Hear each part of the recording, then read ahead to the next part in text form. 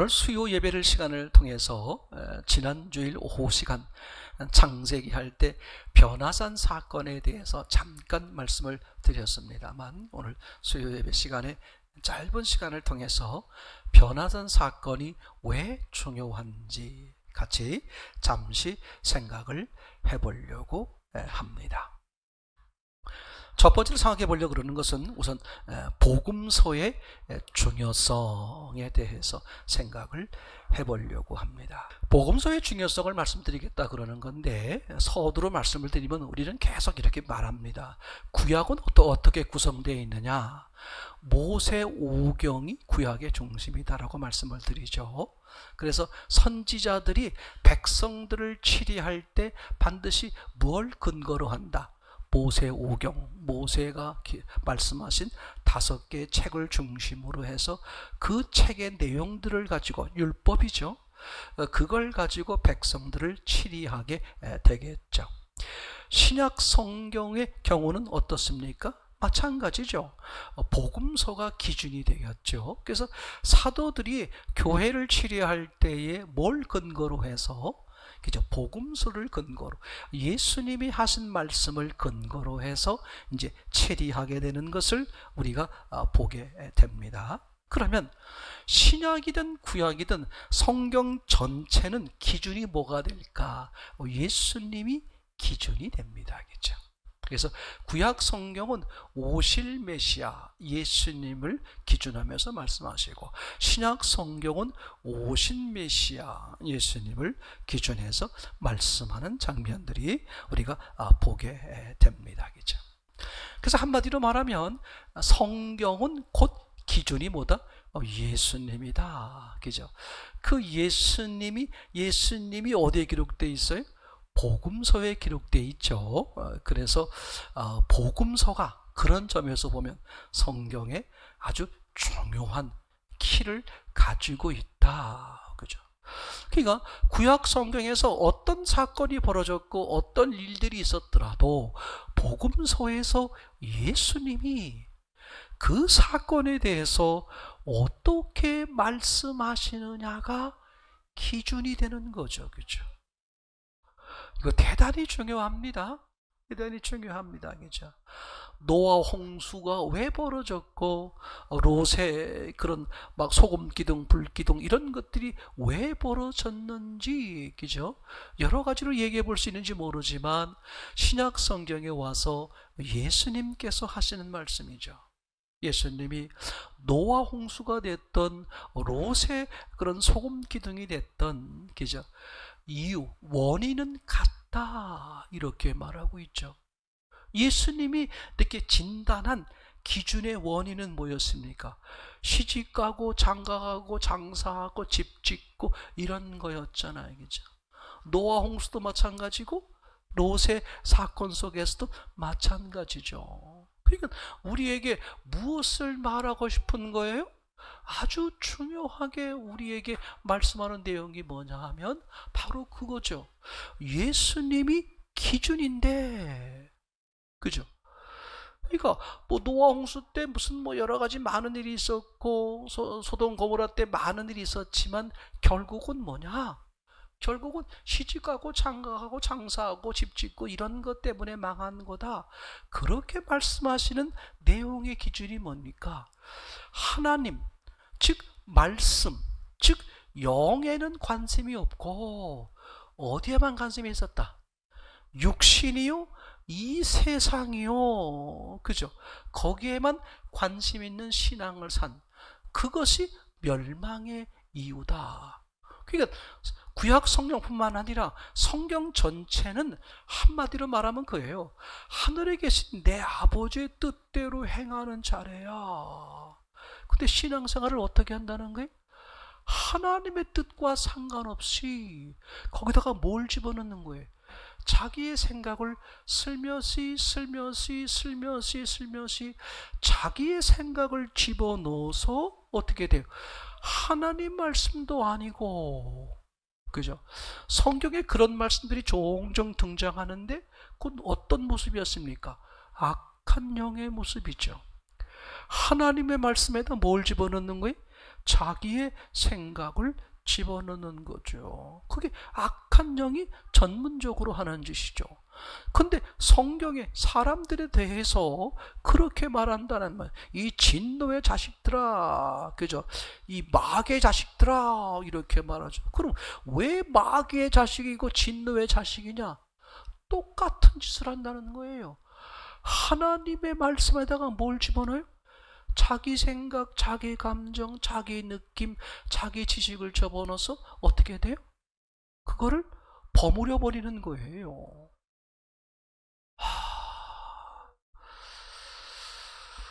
여러분, 서두에 말씀을 드렸습니다만, 그죠? 사는 것보다 오직 말씀으로 사는 거다. 이게 가장 무서운 거예요. 말씀도 필요하고 떡도 필요하다. 이게 무서운 말입니다. 여러분, 처음엔 떡으로만 사는 줄 알았잖아요. 그러다가 이제 신앙생활을 시작하면서 교회 생활을 시작하면서 떡으로만 사는 게 아니라 말씀으로도 살아야 되는 거구나. 그래서 떡과 말씀을 가지고 살죠. 그러다가 이제 진짜 신앙이 깊어지면 어떻게 됩니까? 말씀만 있으면 되는구나. 뭘 놔요? 떡을 놓죠. 왜 떡을 놓을까? 떡이 말씀 안에 있는 게 보이니까. 하나님 사랑 안에 이웃 사랑이 들어있는 게 보이는 거예요. 하나님을 믿었더니, 그죠? 이웃을 향한 선한 행위가 나오는 것이 들어있는 거죠. 그래서 우리가 뭐라고 표현합니까? 일원론 신앙. 이게 얼마나 놀라운 사실인지 몰라요. 그래서는 우리 교회 교인들 가운데 정말 말씀을 사모하면서 말씀을 선포하고 말씀을 읽고 하는 그런 분들 점점 한 분 한 분 이렇게 늘어나는 것 같아서 제 마음이 얼마나 기쁜지 몰라요. 인간적, 세상적으로 볼 때 부자가 아니더라도 뭐 세상적 지식이 많은 사람이 아닐지라도 뭘 사모해요? 말씀을 사모하고 말씀대로 살려고 발버둥 치고, 그죠? 그게 하나님이 얼마나 기뻐하시는 삶일까 하는 생각이 들었습니다. 그러니까 성경은 곧 예수님이 중심, 예수님이 기준이다. 그런데 예수님 이야기가 어디 되어 있습니까? 복음서에 되어 있죠. 그래서 두 번째, 그 복음서를 보시게 되면 복음서에 뭐가 등장하냐면 변화산 사건이 등장을 해요. 그 복음서에서 이 변화산 사건이 정말 중요하다. 그래서 두 번째로 변화산 사건의 중요성 같이 생각을 해보려고 합니다. 처음 듣는 분들은 잘 정리해 들으시면 좋겠고, 영상으로 듣는 분들도 다시 한번 잘 정리했으면 너무나 중요하다는 생각이 드는 거예요.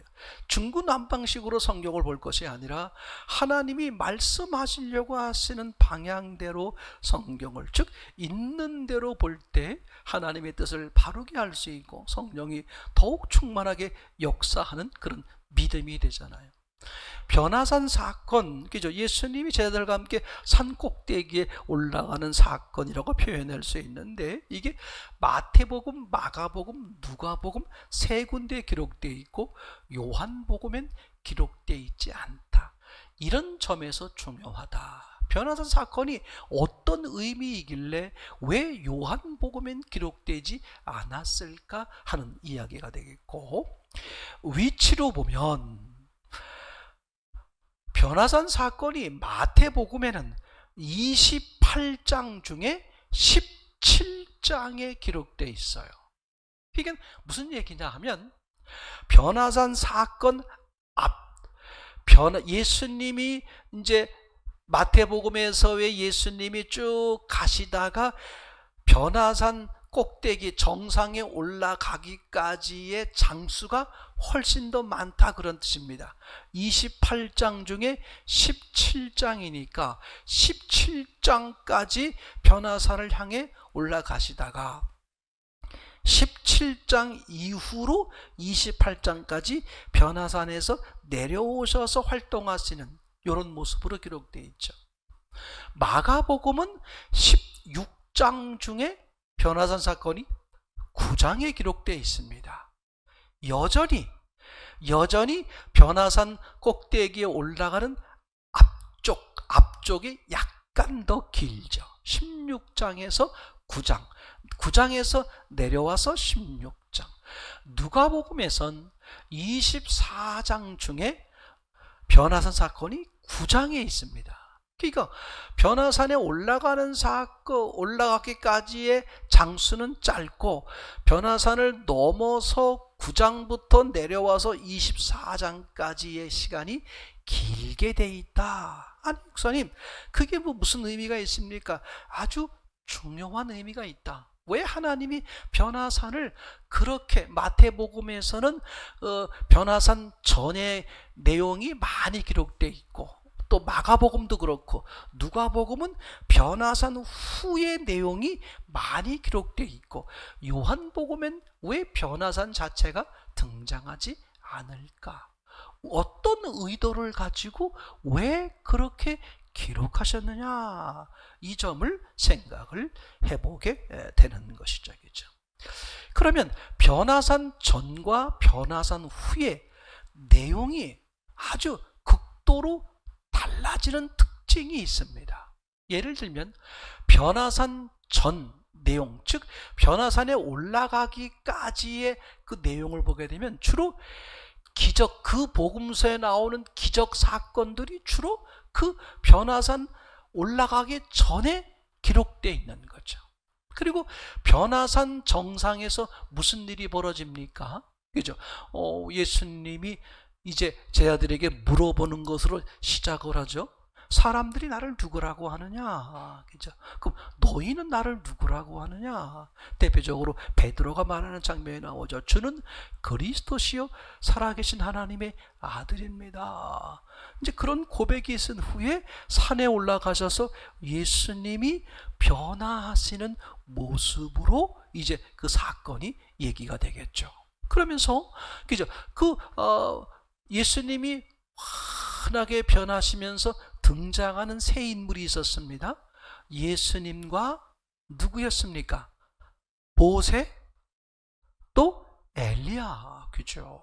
그런데 구름 속에서 소리가 들리고 구름이 거치면서 딱 보는데 누구만 남았어요? 예수님만 남았어요. 바로 그 앞전에 하늘에서 무슨 소리가 들렸습니까? 너희는 저의 말을 들으라. 분명히 세 분이 계셨는데 구름이 거치고 나서 고개를 들어보니까 누구밖에 안 계셔? 예수님밖에 계시지 않는 그 변화산 사건의 내용이 그런 거죠. 근데 변화산 사건 앞에 기록된 내용들을 보면 그 복음서에서 등장하는 기적 사건들이 주로 앞쪽으로 기록이 돼 있더라. 그 다음에 변화산 사건을 뒤쪽, 즉 변화산 정상을 넘어서 그 뒤에 쪽의 사건에서는 새 복음서의 공이 동일하게 무슨 내용이 써 있냐면 이런 내용이 써 있습니다. 제가 한 구절만 좀 읽어봐 드렸으면 좋겠다는 생각이 듭니다. 마태복음 18장 5절 한번 보시겠습니다. 또 누구든지 내 이름으로 이런 어린아이 하나를 영접하면 곧 나를 영접함이니. 요게 지금 누가복음, 마태복음 18장이라 그랬습니다. 그럼 변화산 사건 바로 이유가 되겠죠. 마가복음 그리고 누가복음 동일하게 그 변화산 사건 바로 이어서 동일한 이 내용이 나옵니다. 제가 다시 한번 읽어봐 드리겠습니다. 마태복음 18장 5절 누구든지 내 이름으로 이런 어린아이 하나를 영접하면 곧 나를 영접합니다. 자, 여기서 이제 아주 중요한 장면이 나옵니다. 그럼 변화산 전의 모습과 변화산 후의 모습이 어떻게 달라지느냐? 자, 이렇습니다. 신앙이라는 것은 결국은 하나님을 섬기는 거잖아요. 그죠? 즉 하나님이신 예수님을 섬기는 거요, 믿는 거요, 만나는 거요, 영접하는 거요, 동행하는 거요, 임마누엘이요, 그렇게 표현할 수 있겠죠. 그런데 너무 놀라운 사실이 변화산 사건이 있기까지 주로 뭐가 나온다? 기적에 대한 이야기가 나오는 거죠. 다시 말하면 하나님에 대한 전능성, 하나님은 전능하시다, 예수님은 전능하시다, 우리의 믿음의 대상은 어떤 분이다? 전능하신 분이다, 이렇게 고백할 수 있게 될 수밖에 없게 되는 거겠죠. 그러니까 성경에 나오는 다른 신들을 섬기는 것들은, 다른 신을 섬기는 우상들은 뭐가 문제가 있어요? 전능하지 않은 거예요. 그죠? 근데 우리가 믿으려고 하고 성경이 말하고 있는 그 하나님이요, 하나님이신 예수님은 계속해서 뭘 말하고 있습니까? 이 하나님은 나는 전능하신 분이다. 그죠? 그게 변화산 사건, 그 사건이 나오기까지 그 전능성을 말하기 위해서 기적 사건들이 막 배열되어 있습니다. 그리고 나서 이제 무슨 고백이 있다고요? 사람 날 누구라고 그러느냐? 너는 나를 누구로 보느냐? 하나님의 아들 예수 그리스도, 하나님의 아들입니다. 즉 하나님입니다. 이런 고백이 나왔어요. 그리고 나서 이제 그 산을 넘어서 내려가는데 새 복음서에 동일하게 뭐가 나온다고요? 어린아이 하나를 보이면서 이 어린아이를 영접하는 것이 나를 영접하는 거다. 여기서 나라는 게 누구예요? 예수님이요? 하나님이다, 그런 말이죠. 아니, 어린아이라는 게 뭡니까? 어린아이라는 게 아주 가장 쓸모없는, 제일 작은, 시원치 않은 그런 거잖아요. 그러면 그 앞에 어떤 것과 배치가 돼 보여요? 전능하신 하나님과 배치가 돼 보이죠. 그러니까 성경은 변화산 전과 변화산 후를 통해서 뭘 말하고 싶으냐? 성경이 말하는 하나님, 즉 너희가 믿음을 가져야 될 하나님이요, 하나님이신 예수님, 즉 믿음의 대상은 누구냐? 첫째, 전능하신 분이다. 그거에 대해서는 모든 사람들이 동의하는 거예요. 하나님은 전능하시다, 다 그걸 얘기합니다. 근데 진짜 중요한 게 뭐냐? 변화산 다음에 넘어서서 어린아이를 말한단 말이. 어린아이를 영접하는 것이 나를 영접하는 거래. 이게 무슨 말이냐면 하나님은 전지전능하시면서 어떤 분이다? 영이다. 가장 눈에 보이는 것으로 기준하면 뭐예요? 한낱 어린아이에 불과한 그런 존재.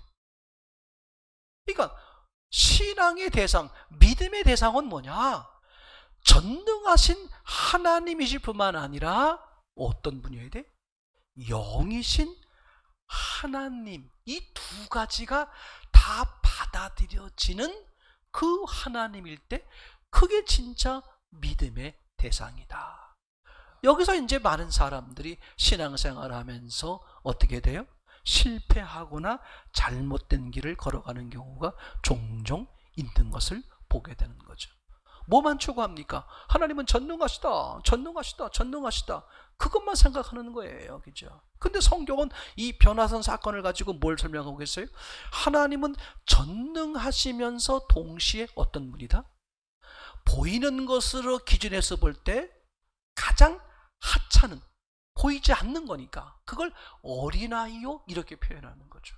그러니까 너희가 믿는 대상인 하나님이, 예수 그리스도가 저분은 전능하실 뿐만 아니라 반대로 영이셔. 그 두 가지가 다 받아들여지는, 그 두 가지가 다 믿어지는 그 하나님, 그 예수님이 우리의 믿음의 진짜 대상이다. 자, 이제 성경을 찾아보면서 그것에 대해서 확실성을 정리를 한번 해봤으면 좋겠습니다. 우선 믿음의 대상에 대해서 요한복음 20장 17절 말씀이죠. 예수께서 이르실 때 나를 만지지 말라, 내가 아직 아버지께로 올라가지 못하였노라. 지금 이 여인이 그죠? 예수님 이제 부활하신 예수님을 보게 된 거예요. 예수께서 이르실 때 뭐라고 말하는, 나를 만지지 말라, 그죠? not touch me 그렇게 되어 있지만 본래적 의미는 hold me, 나를 붙들지 마라, 그런 뜻이거든요.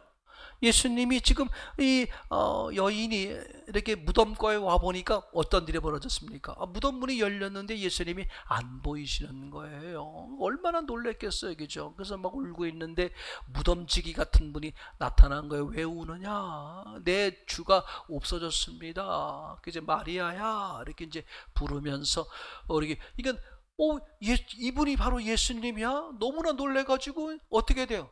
이제 절대 내가 놓치지 않겠습니다 하는 마음으로 꽉 붙들려 그러는 거예요. 그때 예수님 하신 말씀이 나를 만지지 말라, 나를 붙들지 마라, 내가 아직 아버지께로 올라가지 못하였노라. 여기 여러 가지 뜻이 있습니다만 오늘 제가 말씀을 드리려고 하는 의미로 보면, 네가 믿음의 대상으로 지금 나를 붙들고 있는데 내가 아니다 이거죠. 네가 믿음의 대상으로 나를 붙들려고 하는데 네가 가져야 될 믿음의 대상이 내가 아니다. 즉 전능하신 하나님은 될지 모르지만 뭐가? 영이신 하나님이. 그래서 나를 붙들지 마라, 내가 아직 아버지께로 올라가지 아니하였노라 이렇게 말하죠. 그러면 이 여인이 가져야 될 믿음의 대상이 뭐냐? 예수님이 십자가에 죽으시고 부활하셔서 어떻게 돼요? 승천하시는 거죠. 승천하셔서 무엇으로 강림하십니까? 영으로 강림하시는, 그죠? 오순절이죠. 성령 강림절, 영으로 강림하시는 예수님. 영이죠. 영인데 어떤 분이? 전능하신 분. 그래서 우리가 믿음의 대상으로 날마다 학생들이 간증할 때도 예수님의 실체가 되게 해주세요. 그죠? 실체의 믿음이 되게 해주세요. 아니 예수님이 여기 육신을 가지고 계시고 여기서 함께 거시면 뭐 그게 이미 실체인데 왜 믿음이 실체가 되게 해주세요 그렇게 말할까? 그분이 우리를 죄를 위해 십자가에 죽으시고 부활하셔서 승천하셨다가 영으로 강림하셔서 영으로 계신 예수님, 즉 영이시지만 전능하셔. 그러니까 실체야. 그 눈에 보이지 않지만 은과 금처럼 눈에 보이는 것처럼 실체야. 그 믿음이 되게 해주세요. 이게 중요하죠. 말씀, 그럼 생각해보세요. 말씀은 그냥 말씀으로 있는 거잖아요. 근데 말씀이 뭐예요? 말씀대로 이루어졌고 말씀대로 끝나는 거니까 말씀이 곧 뭐다? 말씀이 실제다. 그죠? 말씀대로 이루어지잖아요. 그러니까 말씀하시면 이미 이루어졌다는 것이 믿어지는 믿음인 거죠.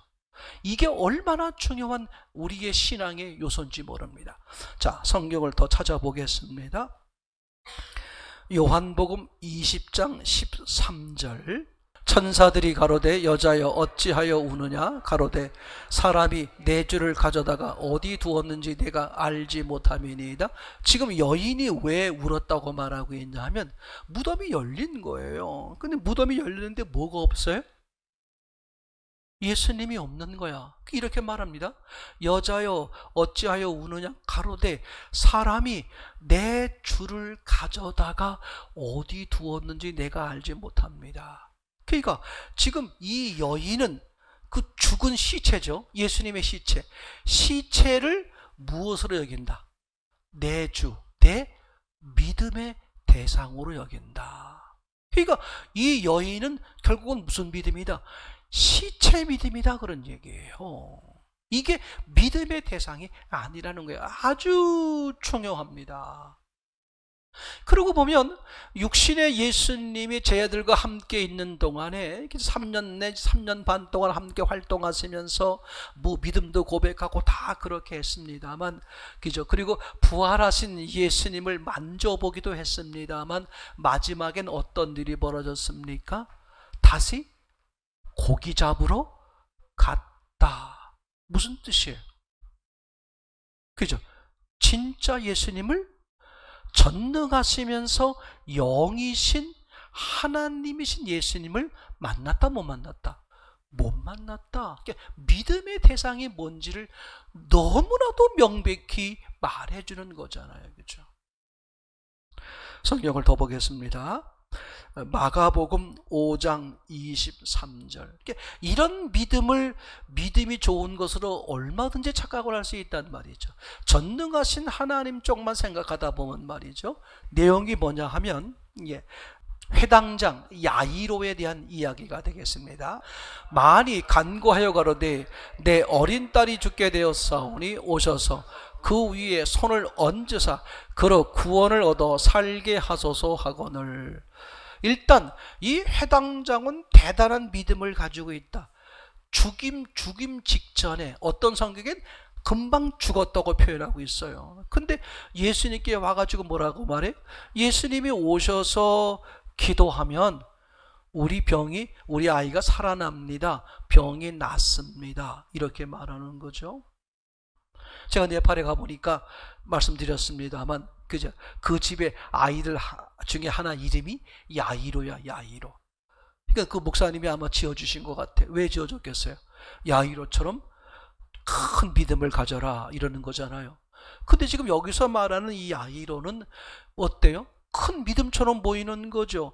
죽어가는 또는 죽은 그 딸아이를 위해서 오셔서 손을 얹어 기도하면 낫거나 다시 살아납니다. 엄청난 믿음인 거죠. 근데 성경은 거꾸로 뭘 지적하는 거예요? 이 사람이 가지고 있는 믿음이 잘못됐다는 걸 말하는 거잖아요. 뭡니까? 오셔서 손을 얹어요. 그죠? 그러면 전능하신 쪽은 이해가 되는지 모르지만 뭐가 이해가 안 되는 거예요? 시공을 초월한 영이신 하나님은 이해가 안 되는 거잖아요. 시공을 초월한 영이시면 그 로마의 백부장처럼 말이죠. 오실 거 없습니다. 여기서 말씀하시면 병이 다 낫습니다. 오늘 많은 사람들이 하나님의 전능성에만 걸려있는 경우가 아주 많아요. 전능하면서 뭐다? 영이시다. 아멘. 전능한 쪽으로만 얘기하면요, 예수님이 우리 안에 들어오시는 것에도 문제가 돼요. 반드시 어떤 분야이 돼? 시공을 초월한 영이셔야만 어떻게 돼? 우리 몸 안에, 우리 영 안에 들어올 수 있게 되는 거잖아요. 맞습니까?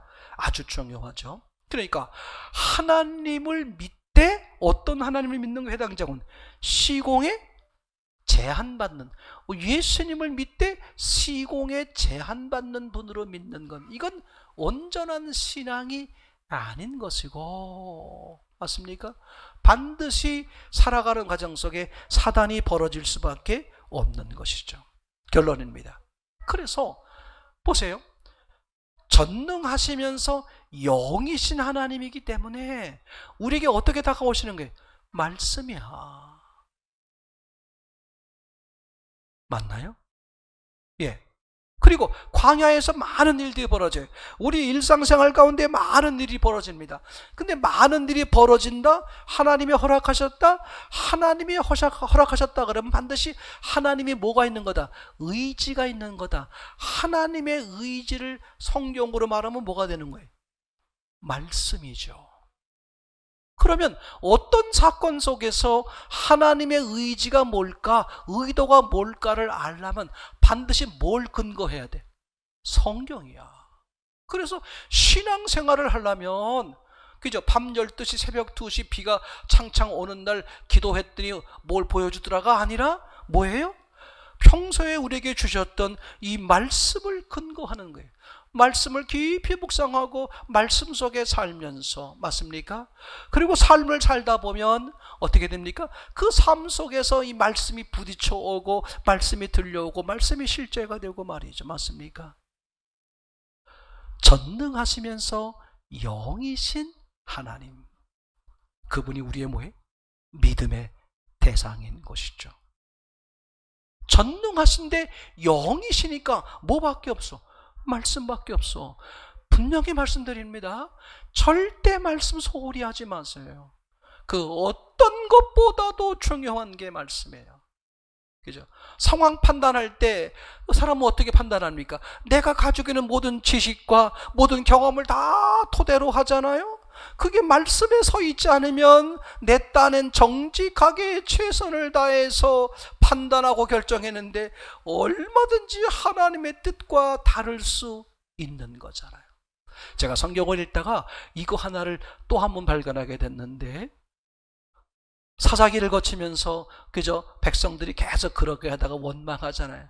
우리가 왕이 없어서 그렇다. 이들이 왕이 없어서 지멋대로 산다. 그죠? 그건 하나님뿐만 아니라 백성들도 그렇게 얘기했어요. 우리에게 왕이 없어서 이런 문제가 생겼습니다. 하나님도 저놈들이 왕이 없어서 문제가 생겼구나. 근데 왕 하는데 서로 왕이 달라. 하나님은 누굴 말하는 거야? 하나님 자신을 말하는 것이고, 저들은 누구를 말하는 거야? 사람 왕을 말하는 거야. 그래서 사울을 세우잖아요. 사울이 어떤 사람이었습니까? 인간적으로 봤을 때 가장 훌륭한 사람이었어요. 부모에게 효도하고 예의를 지키고 인자가 넓고, 맞습니까? 인간적 기준으로 봤을 때 아주 훌륭한 사람이었어요. 그 사람은 그걸 가지고 판단할 거 아니에요. 결국 어떻게 됩니까? 악한 영에 빠져서 험해지는 거죠. 나는 상관없다니까. 내가 많이 배웠든 적게 배웠든, 내가 성격이 좋든 나쁘든, 내가 뭘 많이 알고 적게 재능이 있고 상관없어. 뭘 주입하면, 말씀을 주입하면, 말씀이 기준되면 그 사람은 더 이상 그 사람이 아니야. 그 사람은 말씀인 거죠. 그 사람은 주님인 거죠. 말씀이 하신단 말이죠. 맞습니까? 말씀으로 사는 여와 여러분 되기를 소원합니다.